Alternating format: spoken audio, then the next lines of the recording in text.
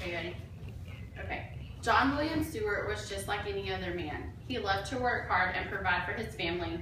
He had a witty sense of humor and was the best grandpa any girl could ask for. But he was different. He could not walk.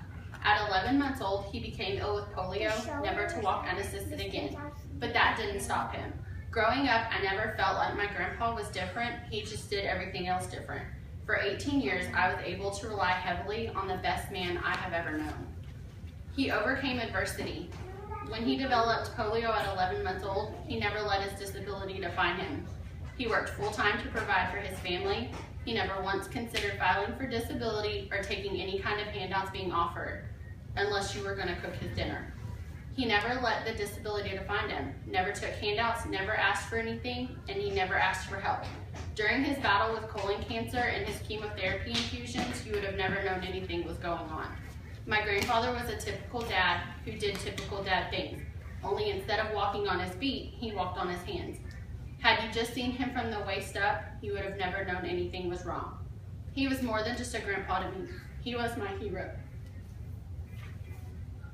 I will never forget rushing to the hospital to see him after he had had his mini strokes, and I ran through the ER doors and he just yelled, "Holly Ann, where are your shorts? Those are not shorts. You go home and change." He was quite the character. My grandpa was not a man of change. He ate dinner at the same time every day after Jeopardy. And when you fixed him a sandwich, it had better have mayonnaise in every corner and fresh bread, or you would not hear the end of it for at least a week. He hated all things Chinese food and would constantly ask me why I was eating worms, and he told me I ate too fast. I tried to convince him Chinese food was the new norm, but he wasn't having it. On October 14th of 2003, he traded his walker for wings, and he went to be with the love of his life. He left behind a legacy, the understanding of what a good, hardworking man does for his family. Along with that, he left really big shoes to fill.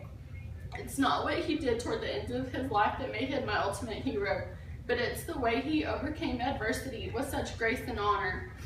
Thank you, Grandpa, for letting us know what true love is. You made sure you always greeted us with Heidi and kissed us goodbye.